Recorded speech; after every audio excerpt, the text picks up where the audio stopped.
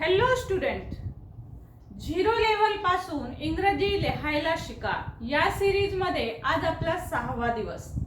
आज आपण खूप वेगळ्या पद्धतीनं एक महत्त्वाचा ग्रामॅटिकल पॉइंट पाहणार आहोत।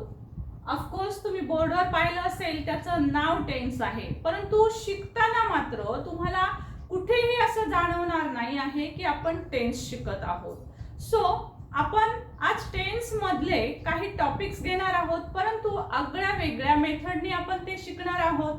त्यामुळे टेन्स आहे, टेन्शन येतं आहे, सो या सर्व गोष्टी आता इथून पुढे तुमच्या कायमच्या बंद होणार आहेत।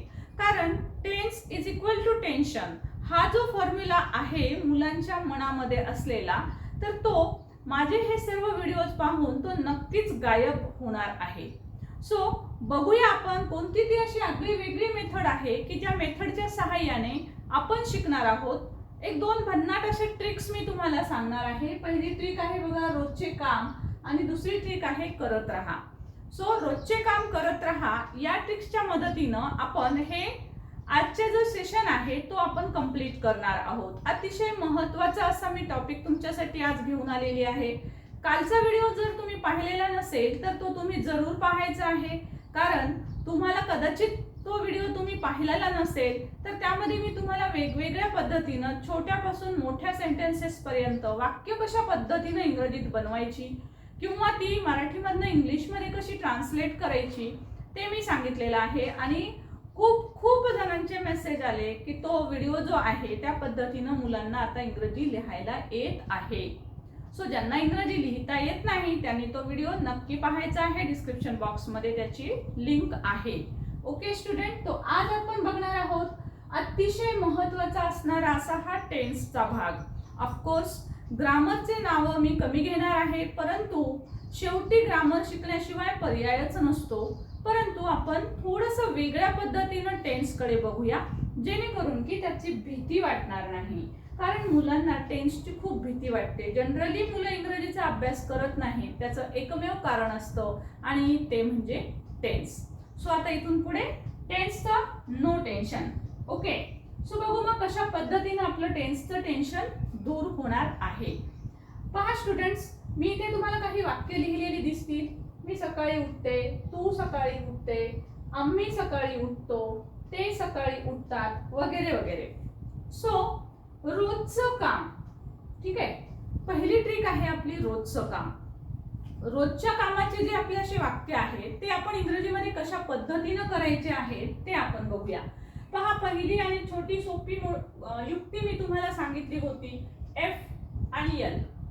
ओके, पहिला आपला रूल आहे, जे फर्स्ट टाइम व्हिडिओ पाहत आहेत त्यांनी सुद्धा हे लक्षात घ्यायचं आहे की आपल्याला जेव्हा एखादं वाक्य इंग्रजीमध्ये बनवायचं असतं त्यावेळेस फर्स्ट आणि last letter, okay, first and last letter आपल्याला सर्वात प्रथम इंग्रजीमध्ये करून घ्यायचं असतं। सो मी साठी येईल आय, उठणे। आता पहा, उठण्यासाठी वर्ब येतं wake up. Okay, wake up, wake up. So हा आपण वेक अप म्हणजे जागणे, जागते, यासाठी आपण शब्द घेतलेला आहे। त्याच्यानंतर बघा एफएल ट्रिक झालेली आहे। त्यानंतर आपण शब्द घेतलेला आहे सकाळी। टाइम दाखवणारे शब्द ही आपली एक ट्रिक होती, जी की मागील व्हिडिओत पण मी सांगितली होती की टाइम दाखवणारे जे शब्द आहेत तर त्यांची एंड ट्रिक आहे ती। म्हणजे काय, तर टाइमने करा शेवट। ओके, वाक्याचा शेवट कशाने कराल तुम्ही, तर टाइमने करा शेवट। टाइम दर्शक जर शब्द आलेले असतील तर ते सगळ्यात शेवटी घ्यायचे। So I wake up in the morning, सकाळी, सकाळी म्हणजे in the morning. I wake up in the morning. हे झालं तुमचं डेली रुटीन मधलं, तुम्ही हे वाक्य सांगितलं, आपण ते इंग्रजीमध्ये केलेलं आहे। आता सपोज आता हे जर वाक्य आपण ज्या वेळेस वेगवेगळ्या सब्जेक्टच्या मदतीनं करतो, बेसिक 7 सब्जेक्ट आहेत, ते 7 सब्जेक्ट कोणते आहेत त्याची एक युक्ती आपण पाहिलेली होती। ओके, मी साठी येतो आय, राईट, मी साठी येतो I. So I, you, we, they, ही ती ट्रिक आहे। I, you, we, they, I, you, we, they. So I, you, we, आम्ही, आम्ही साठी येणार वी। ओके, सो सो याचं सेंटेन्स आपण करू तेव्हा वी ने सुरुवात करायची. तू साठी येतो यू. ही ती ट्रिक आहे I you we they. I you we they. आता आपल्याला या ट्रिकच्या मदतीनं आपल्याला हे वाक्य जे आहे ते इंग्रजीत करायचे आहे.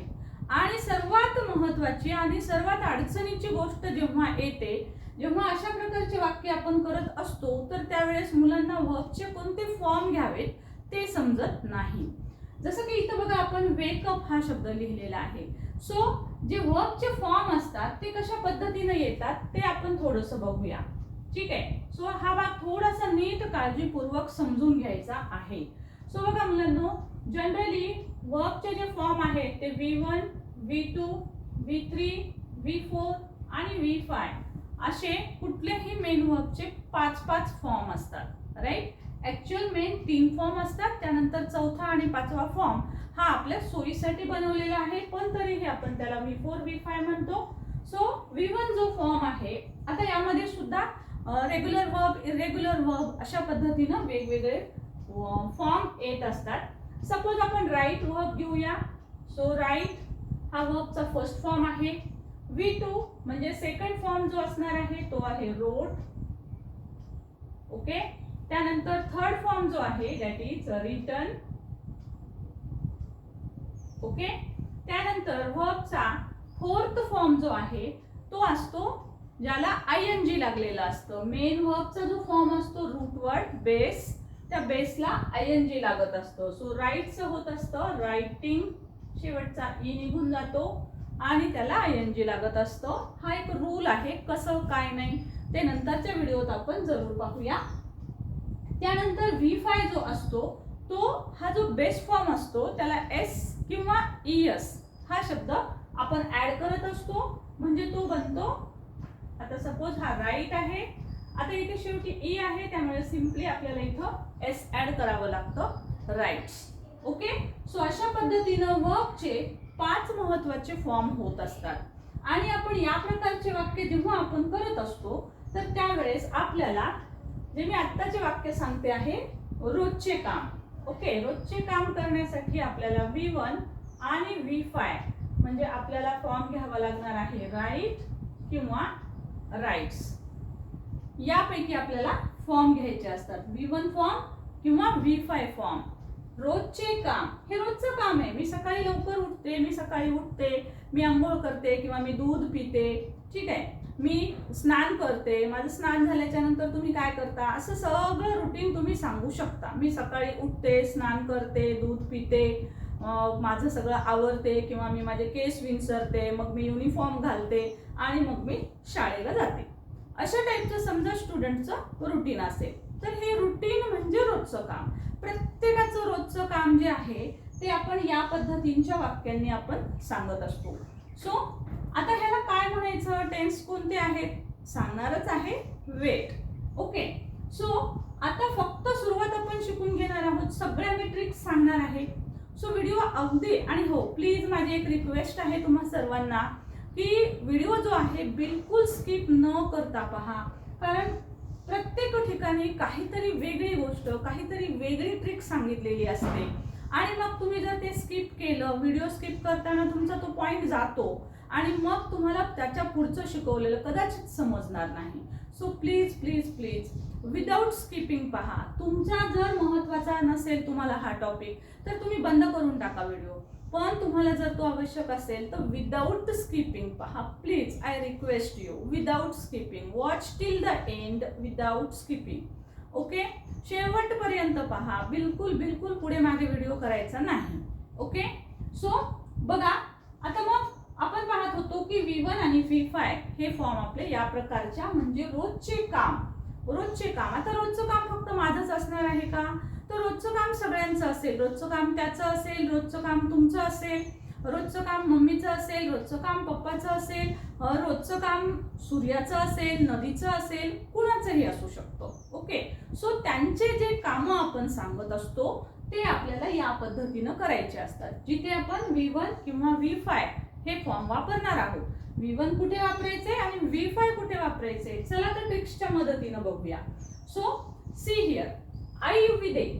आय यू वी दे ही जी ट्रिक आहे म्हणजेच सब्जेक्ट आय यू वी किंवा दे हे जर आलेले असतील तर त्यावेळेस तुम्हाला कुठलाही एस फॉर्म लावायची गरज नाही. जो रूट वर्ड आहे तो जशास तसा घ्यायचा आहे. जसं राईट असेल, रीड असेल, सिंग असेल, जम्प असेल, कुक असेल. ओके, हे सगळे शब्द ॲज इट इज घ्यायचे. तसं V5 मध्ये नसतं.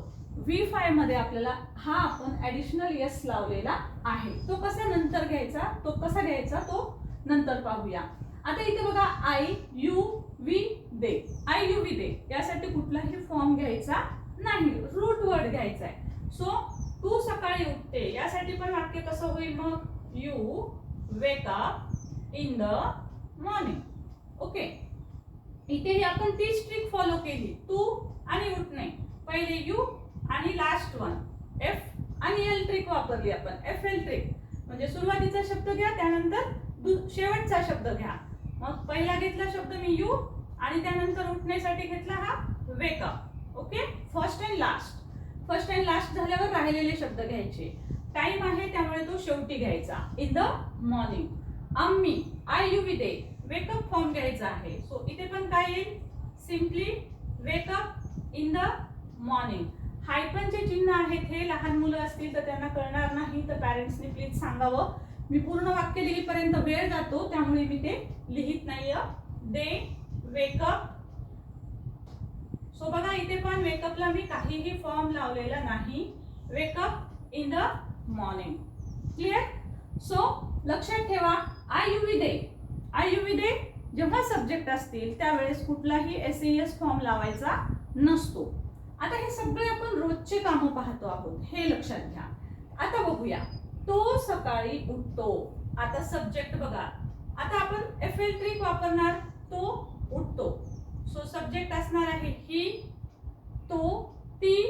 ओके, म्हणजे बघा सब्जेक्ट कोणता कोणता येतो आहे बघा, ही, ती म्हणजे शी, आणि तो, ती, ते किंवा पक्षी यासाठी आपण वापरतो इट.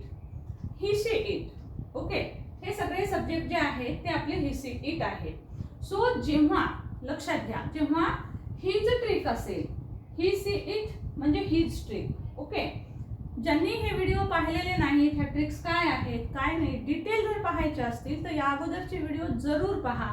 त्यामध्ये ह्या सर्व ट्रिक्स ज्या आहेत त्या मी इन डिटेल समजावून सांगितलेल्या आहेत. तरी सुद्धा पुन्हा एकदा इथं त्याचं आपण रिव्हिजन करूया.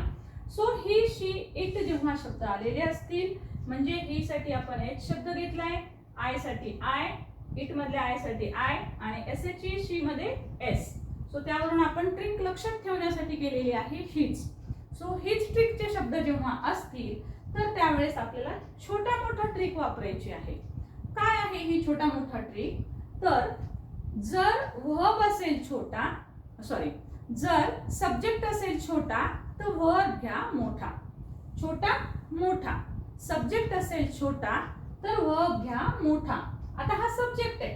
सब्जेक्ट म्हणजे काय, तर सब्जेक्ट म्हणजे वाक्यातली क्रिया करणारा जो शब्द असतो, जनरली तो वाक्याच्या सुरुवातीला येतो, तर तो म्हणजे सब्जेक्ट असतो. जसं की आता इथे आय यू वी दे लिहिलेलं आहे, आपण इथे ही शी इट लिहिणार आहोत. तर हे सर्व सब्जेक्ट आहेत. 7 बेसिक 24/7 सध्या खूप फेमस होत चाललेला आपला व्हिडिओ आहे. सध्या स्टुडंटला तो खूप आवडतो आहे.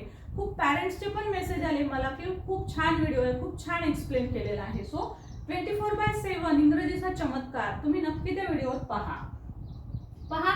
तर ही शी इट जर आलेला असेल तर आपला रूल काय सांगतो, वर्ब असेल छोटा, सॉरी अगेन, सब्जेक्ट असेल छोटा तर वर्ब घ्या मोठा.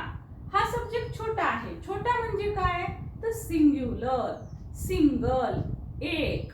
ओके, मग छोटा आहे तो. वर्ब घ्या मोठा. आता हा वर्ब जो आहे हा वेकअप आहे. सो याच्यापेक्षा मोठा लेटरचा तो तयार होतो तेव्हा आपण त्याला ऍड करतो यस. एस किंवा एस ऍड करावा लागतो. So he wakes up. बघा सब्जेक्ट छोटा आहे, आपण वर्ब मोठा केला. मोठा कसा केला आपण, एस किंवा एस ऍड केलं की तो मोठा होईल. म्हणून सब्जेक्ट असेल छोटा तेव्हा वर्ब घ्या मोठा. पण लक्षात ठेवा ही ट्रिक फक्त कुणासाठी आहे, हीच साठी आहे. हीच साठी, ही सी इट साठी, म्हणजेच ही सी इट बद्दल येणारे नाउन सुद्धा चालतील. राईट. म्हणजे सपोज हिच्या ऐवजी एखादं राम नाव असेल किंवा शैलेश नाव असेल किंवा शैलजा नाव असेल. सो अशा पद्धतीनं नावं जरी आले यांचे ही शीट बद्दलचे तरी त्यांच्यासाठी पण आपल्याला ही ट्रिक लागू करता येते. म्हणजे he wakes up early in the morning. ती सकाळी उठते. एफएल ट्रिक घ्यायची आहे. ती उठते. एसएची टी उठण्यासाठी वेग. पण आता इथे वेग घेणार का तर सब्जेक्ट आहे छोटा म्हणून आपण घेणार आहोत wakes. She wakes up. She wakes up early in the morning. Okay wakes up. पक्षी सकाळी उठतो. पक्षी सकाळी उठतो की नाही. सो अ बर्ड एक पक्षी. A bird. आता अ बर्ड सिंगल आहे आणि तो हिशी इट पैकी आहे. मग तेव्हा आपल्याला ट्रिक लागू करावी लागते. छोटा मोठा. सो आपल्याला घ्यावं लागतं मोठा शब्द मोठा वर्ब वेक्स ऍड करून यस ऍड करून wax up early in the morning. Clear. So आता तुमच्या लक्षात आलेलं असेल आययुविदे ट्रिक जेव्हा असेल आययुविदेचे शब्द जेव्हा असतील तेव्हा वर्बला एस फॉर्म लावायचा नाही. एसईएस फॉर्म लावायचा नाही. हिशी इट जर असेल किंवा त्याच्याबद्दल येणारे नाऊन असतील. सपोज हे वाक्य असं असेल की Ramesh wax up early in the morning. Ramesh सकाळी खूप लवकर उठतो असं असेल तर Ramesh wax up early in the morning. Ramesh सकाळी उठतो. ओके. सो रमेश हे एक नाऊन आहे. ओके. सो रमेश जरी नाऊन आलेलं असेल किंवा कुठलंही नाऊन आलेलं असेल तरी सुद्धा आपल्याला एसईएस फॉर्म लावावा लागतो. ओके. सो लक्षात घ्या हा आहे आपला टेन्स पैकी सिंपल प्रेझेंट टेन्स. जेव्हा आपण आपली दैनंदिन कामं सांगत असतो आपल्या हॅबिट्स सांगत असतो पुन्हा पुन्हा घडणाऱ्या घटना सांगितल्या जात असतात तर त्यावेळेस आपण सिंपल प्रेझेंट टेन्स वापरत असतो. मग हे सगळेच रोजची कामं असतात. जनरली जर आपण पाहिला हॅबिट्स पाहिले आपल्या हॅबिट्स जरी असतील तुमच्या तरी सुद्धा आपण त्याच गोष्टी करतो की ही ड्रॉज पेंटिंग. ओके. तो पेंटिंग ड्रॉ करतो. त्याची सवय असेल त्याला हॉबी असेल त्याचं ते दररोजचं काम असेल. सो त्यासाठी आपण ही ड्रॉज पेंटिंग असं म्हणतो आपण. म्हणजे ते त्यांचं काम आहे. राईट. फक्त तुम्हाला एक महत्त्वाची गोष्ट लक्षात घ्यायची आहे की जेव्हा सिंपल प्रेझेंट टेन्सचा आपण अभ्यास करतो तेव्हा बघा फक्त आणि फक्त मिस्टेक्स इथेच होतात. ओके. V1 आणि V5 मध्ये मिस्टेक्स होतात आणि वेगवेगळ्या कॉम्पिटेटिव्ह एक्झाम जरी असतील तरी त्या एक्झामवर या एररवर तुम्हाला खूप सारे प्रश्न विचारले जातात. Objective questions. ओके. सो त्यासाठी V1 कुठे घ्यायला पाहिजे आणि V5 कुठं घ्यायला पाहिजे हे आपण क्लिअर केलं पाहिजे. सो V1 फॉर्म म्हणजे ज्याला KSES नाहीये आणि V5 फॉर्म म्हणजे ज्याला एस किंवा ES फॉर्म हा लागलेला असतो. ओके. सो नेक्स्ट बघूया आता आपण आणखी काही मी तुम्हाला शब्द दाखवते ज्याच्यानुसार आपण बघूया की कुठे SES फॉर्म लागतो. ओके. सो आपण पाहत आहोत सिंपल प्रेझेंट टेन्स. मी तुम्हाला सांगितलं आपण संपूर्ण पॉइंट पाहीपर्यंत मी तुम्हाला काहीही क्लिअर केलं नव्हतं की आपण ऍक्च्युअल कोणता भाग पाहतो आहोत. नाव सी. आता बघा आता मला सांगायचं आहे तुम्ही मला कमेंट बॉक्स मध्ये पण लिहून याचा आन्सर पाठवायचा आहे. बघूया. सपोज आता सेंटेन्स असेल ही आता इथे सांगा मला काय येतं. स्पीक येईल का स्पीक्स येईल. हो right. Tell me in comment box. मी क्वेश्चन्स लिहिते तोपर्यंत तुम्ही मला कमेंट बॉक्स मध्ये आन्सर पाठवायचे. याचा आन्सर जे योग्य असेल ते आन्सर पाठवायचं आहे. ही सपोज तुम्ही आन्सर कसं पाठवणार आहात ही सपोज आता तुम्हाला रूल माहिती आहे. सब्जेक्ट असेल छोटा तर वर्ब घ्या मोठा. सो सब्जेक्ट छोटा आहे ही मग इथे काय येईल स्पीक्स. तुम्ही कमेंट बॉक्स मध्ये असा आन्सर पाठवायचा आहे ही स्पीक्स. ओके. सो या पद्धतीने पुढचे आन्सर तुम्ही मला पाठवायचे आहेत. See here. बघूया आपण तुम्हाला कोणाला आन्सर येतात. कमेंट बॉक्स मध्ये मला आन्सर जरूर पाठवा की याची उत्तर काय काय येतात. राईट. अ बर्ड फ्लाय और फ्लाइज राईट.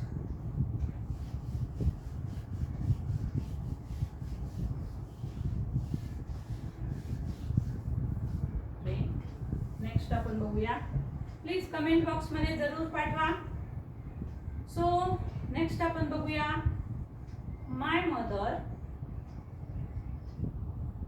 कुक और कुक्स. माय मदर कुक और कुक्स या पद्धतीने लिहून आन्सर पाठवायचा आहे तुम्हाला. नेक्स्ट असणार आहे पीपल स्पीक और स्पीक्स. राइट. पीपल पीपल म्हणजे अनेक लोक. ओके. सो त्यानुसार आन्सर लिहा. वर्ब असेल, सब्जेक्ट असेल मोठा तर वर्ब घ्या छोटा. ही ट्रिक वापरायची आहे तुम्हाला. सपोज मिल्क बॉईल और बॉइल्स. ओके. मिल्क दूध बॉईल और बॉइल्स. नेक्स्ट आपण बघूया. द चिल्ड्रन प्ले और प्लेज. मी सांगितलं तुम्हाला ह्या दोन ट्रिक तुम्ही वापरायच्या आहेत. हीच ट्रिक आणि आय यू विथ ट्रिक. आणि त्याच्या मदतीनं दोन्हीपैकी कोणते कोणते वर्ब येतात ते सांगा मला. म्हणजेच तुमचा क्लिअर पॉइंट होईल V1 का V5. मेथड माझी या पद्धतीनं जी शिकवलेलं मी तुम्ही आज पाहिलं ती मेथड तुम्हाला कशी वाटते आहे. या पद्धतीनं तुम्हाला आवडतं आहे का. तुम्हाला स्ट्रक्चर सांगा, त्याचं ते स्ट्रक्चर पाठ करा, ते घोकमपट्टी करा. या पद्धतीनं आवडतं हे मला जरूर कमेंट बॉक्समध्ये तेही लिहून पाठवायचं आहे की घोकमपट्टी योग्य आहे का तुमची ही आगळी वेगळी पद्धत योग्य आहे. तेही मला कमेंट बॉक्समध्ये पाठवायचं आहे. ओके. सो कमेंट बॉक्समध्ये याचे आन्सर तुम्ही पाठवायचे आहेत. Just do it fast and share this video.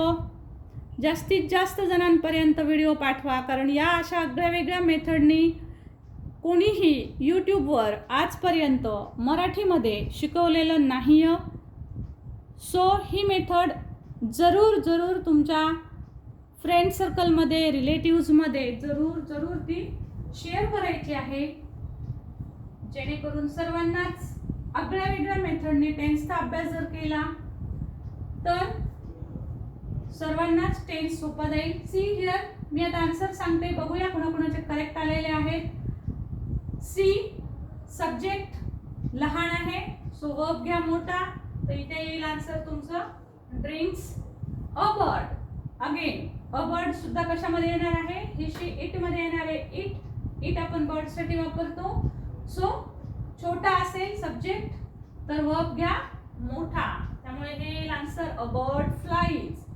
My mother पुन्हा माय मदर साठी आपण प्रोनाउन घेतो शी. म्हणजे माय मदर येणार आहे ही सी इट ट्रिक मध्ये. सो माय मदर साठी आपल्याला म्हणजे सब्जेक्ट झाला छोटा तर वर्ब घ्या मोठा. ओके. पीपल म्हणजे खूप सारे लोक. सो सब्जेक्ट झाला मोठा तर वर्ब घ्या छोटा. सो याचा आन्सर येईल पीपल स्पीक. हे उत्तर येणार नाही कारण पीपल अनेक आहे. मिल्क छोटा आहे सो वर्ब मोठा. द चाइल्ड नाही चिल्ड्रन म्हणजे अनेक मुलं. सो वर्ब झाला मोठा तर सब्जेक्ट झाला मोठा. Extremely sorry. सब्जेक्ट झाला मोठा तर वर्ब घ्या छोटा. त्यामुळे पुन्हा इथे आपल्याला the children play. Okay. So या पद्धतीनं आपण याचे वाक्य जे आहे ते आपण बनवू शकतो. म्हणजे आता तुम्हाला क्लिअर झालं असेल की आपण V1 कुठे घ्यायला पाहिजे आणि V5 कुठे घ्यायला पाहिजे.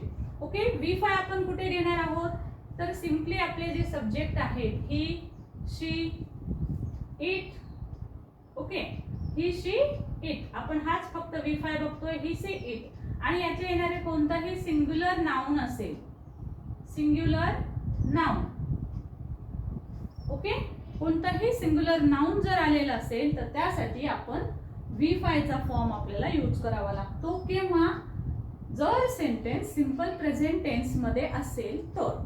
हे सर्व सिंपल प्रेझेंट टेन्स मध्ये आपण वाक्य घेतोय रोजचं रुटीन काम सांगण्यासाठी. ओके, मी जाते, आय गो. मी खाते, आय ईट. तू अभ्यास करते, यू स्टडी. तो अभ्यास करतो, ही स्टडीज. है ना, हे डेली रुटीन आहे. आम्ही टीव्ही पाहतो, वी वॉच टीव्ही. ती टीव्ही पाहते, she watches TV. See here, ती टीव्ही पाहते, she watches. First last word, ती आणि पाहते, सी आणि पाहण्यासाठी वॉच. पण आपल्याला काय घ्यावं लागतं, वॉचला वॉचेस, कारण सब्जेक्ट असेल लहान तर वर्ब घ्यावा लागतो महान म्हणजे मोठा, वॉचेस. सो ईएस लावले. काय ईएस लावायचं तेही आपण बघूया. राहिलेले वर्ड घेऊया. टीव्ही. ओके, सो आता आपण इथं पाहिलं एस लावलं, एस लावलं, एस लावलं, एस लावलं, एस लावलं, एस. इथे ईएस लावलंय, इथे ईएस लावलंय. सो एस कुठे घ्यायचं आहे आणि ईएस कुठे घ्यायचं आहे, सो तेही आपण तुम्हाला सांगते मी जस्ट विदिन 1 मिनिट. पहा, जेव्हा हे सर्व वर्ब आहेत, ह्या वर्बचं शेवटचं लेटर पाहायचं. बघा, हे स्पीक, के, के, वाय, के आहे ना. हे इथं एल आहे, इथं वाय आहे.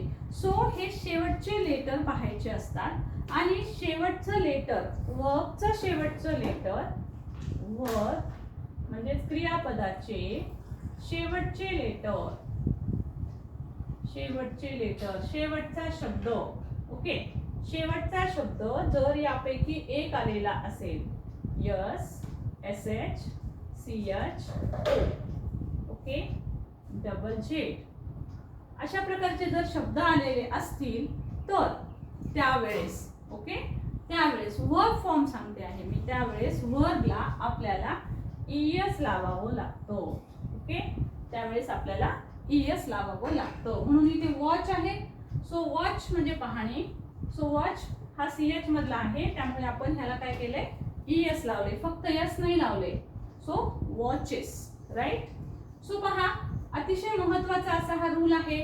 आपण एक ट्रिक पाहिलेली आहे, रोजचे काम. आता आपण दुसरी ट्रिक पाहूया, करत राहा.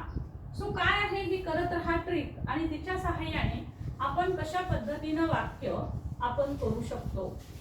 सो पहा, करत राहा. तर करत राहा म्हणजे काय, म्हणजे तुमचं काम जे आहे ते तुमचं चालू राहिलं पाहिजे. तुम्ही तुमचं काम बंद नाही करायचं आहे, करत राहा. सो तुमची ऍक्शन जी आहे ती रनिंग राहणार आहे, ती ऍक्शन तुमची चालूच राहणार आहे. सो करत राहा. आता करत राहा ह्या ट्रिक्सच्या मदतीनं आपण दुसरा एक काळ पाहणार आहोत. तो कसा येतो, ऍक्शन गोइंग ऑन. करत राहा, काम करत राहा. आता मी काय करते आहे, मी तुम्हाला शिकवत आहे.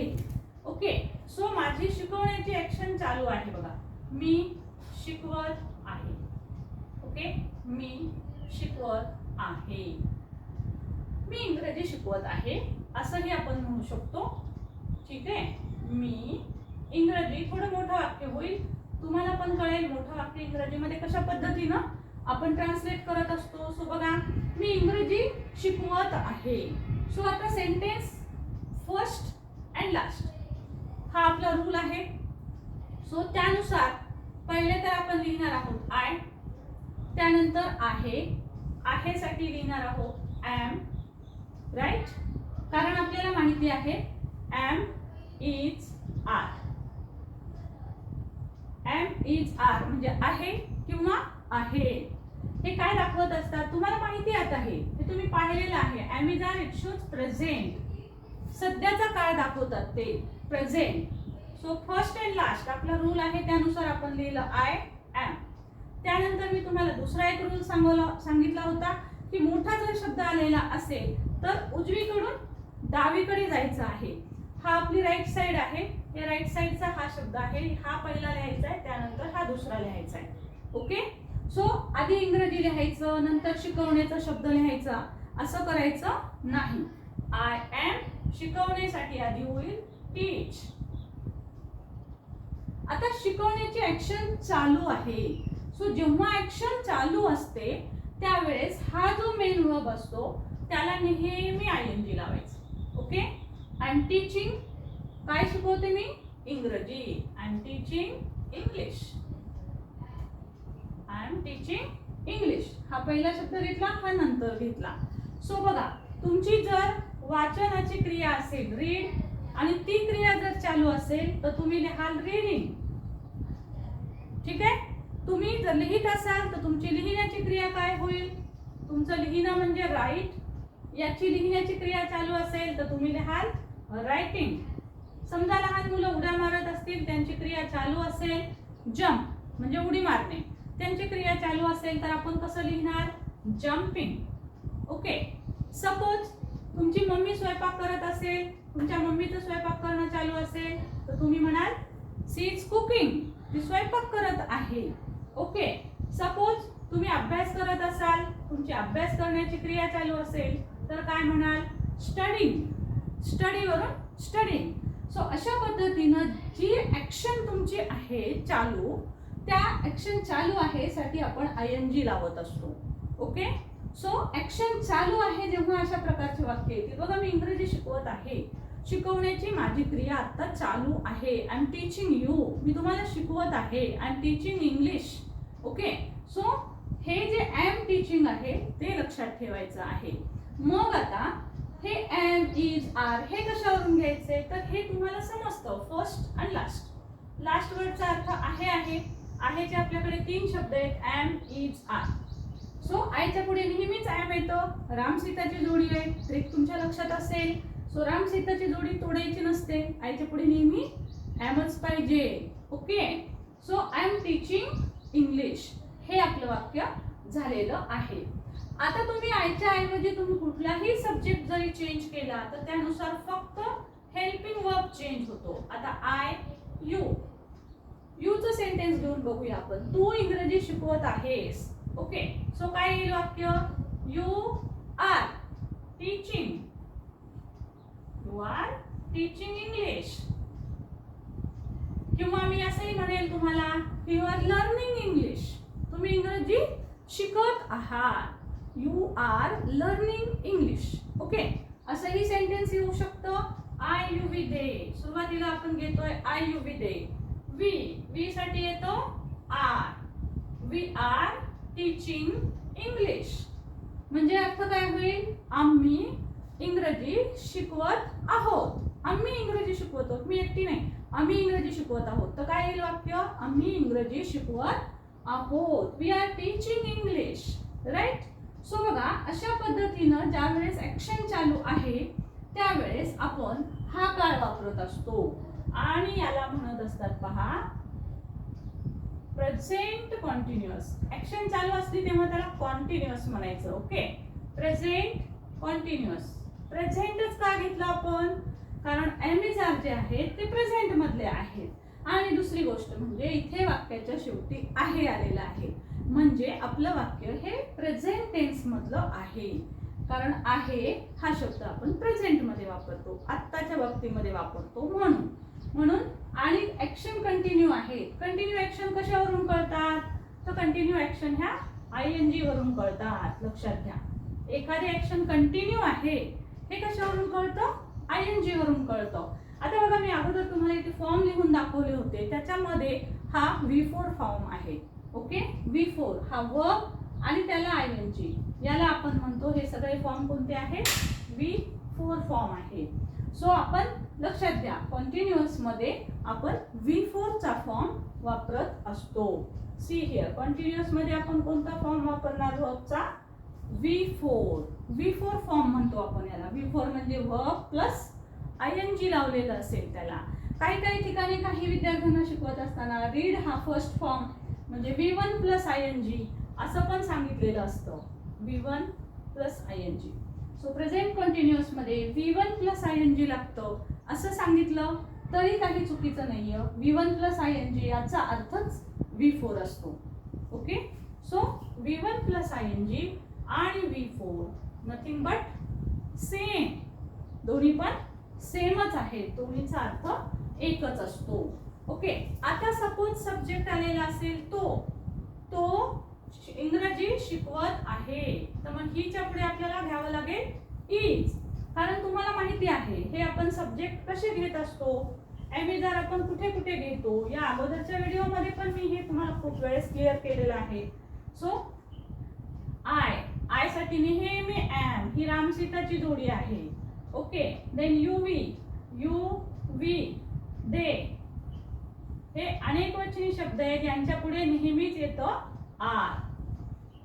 ओके, आणि ही सी इट असेल तर ह्या सर्वांच्या पुढे येतं is.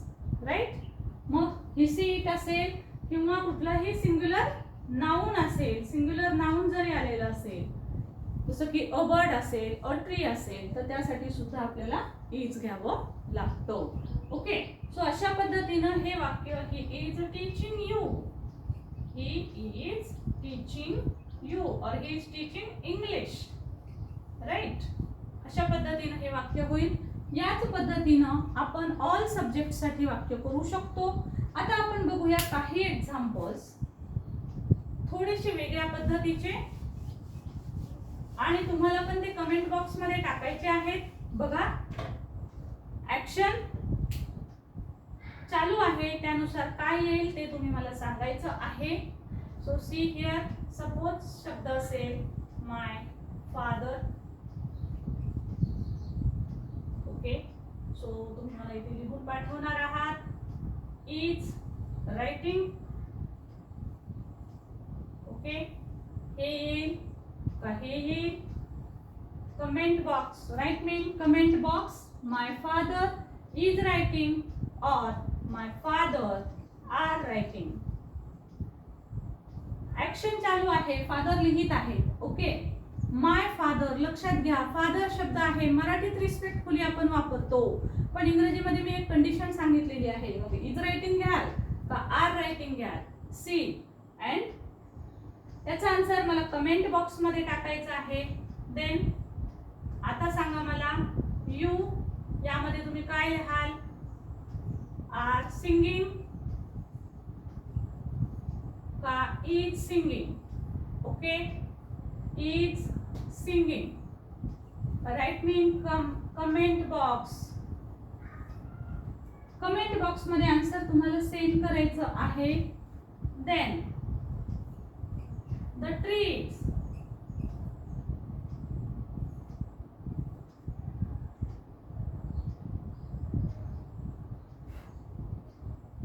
Okay, sorry, excuse me.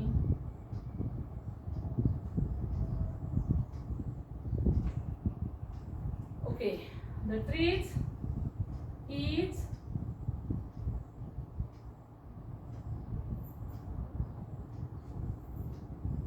taking or are taking. Sentence half लिहिलेला आहे मी. Okay, the trees is taking और are taking. Just tell me in comment box fast. Okay, okay, action continue आहे. बघा, या प्रकारच्या वाक्यांना आपण प्रेझेंट कॉन्टिन्युअस म्हणत असतो, म्हणजेच ऍक्शन चालू असते. बघा, आज आपण दोन टेन्स शिकलेले आहेत, सिंपल प्रेझेंट टेन्स आणि प्रेझेंट कॉन्टिन्युअस टेन्स. तुम्हाला कळलंही नसेल की आपण दोन टेन्स शिकलेले आहोत.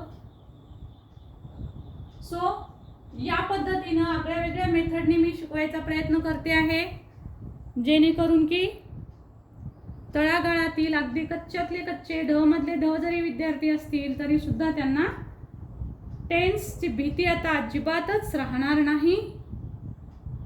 सो व्हिडिओ जास्तीत जास्त शेअर करायचा आहे. सी काय आन्सर येतील, तुम्ही काय आन्सर टाकलेले आहेत बघूया, करेक्ट आलेले आहेत का. So see my father. My father आपण वडिलांसाठी मराठीमध्ये ते माझे वडील आहेत असं म्हणतो, ते आपण आदरार्थी वापरत असतो. मग त्यामुळे मुलं लिहित असताना माय फादर आर रायटिंग लिहितात. So this is wrong. My father हे छोटा सब्जेक्ट आहे. छोटा सब्जेक्ट असेल तर वर्ब घ्या मोठा.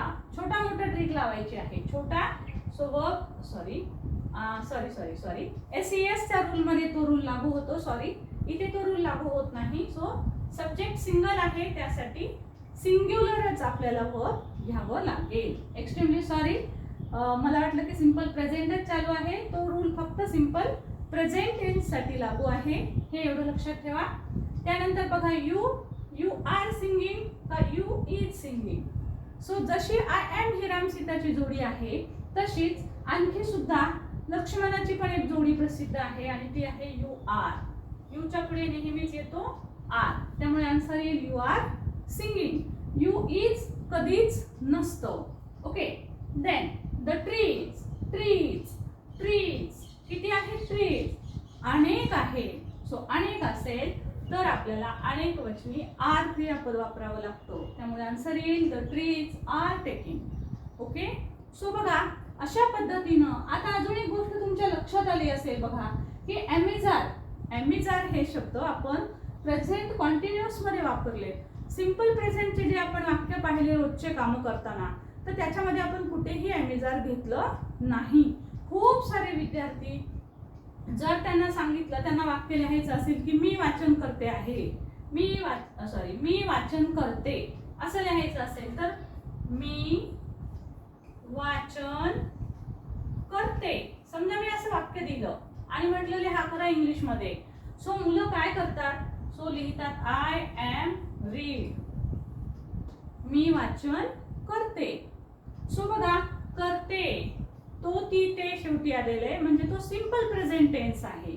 सो सिंपल प्रेझेंट टेन्स मध्ये एमिजार येत नाही आणि हा वाक्याचा प्रकार तो टोटली रॉंग आहे. ओके. सो ऍक्शन कंटिन्यू असेल तर आपल्याला एमिजार घेता येतात, पण सिंपल प्रेझेंट टेन्स मध्ये नाही. मी वाचन करते, वाचन करण्याची क्रिया चालू नाहीये इथे. मी वाचन करते म्हणजे मी दररोज करते, हॅबिच्युअल ऍक्शन सांगितलेली आहे, मी वाचन करते.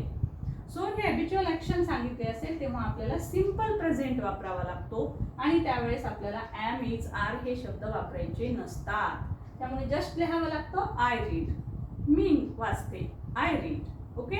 सो लक्षात ठेवा, हे खूप विद्यार्थी ही मिस्टेक करतात. खूपच विद्यार्थी ज्या वेळेस आम्ही मुलांचे पत्र लेखन किंवा निबंध लेखन चेक करत असतो, एसे रायटिंग वगैरे, तेव्हा मुलं खूप वेळेस अशा प्रकारची वाक्य लिहितात. So this is totally wrong. Okay.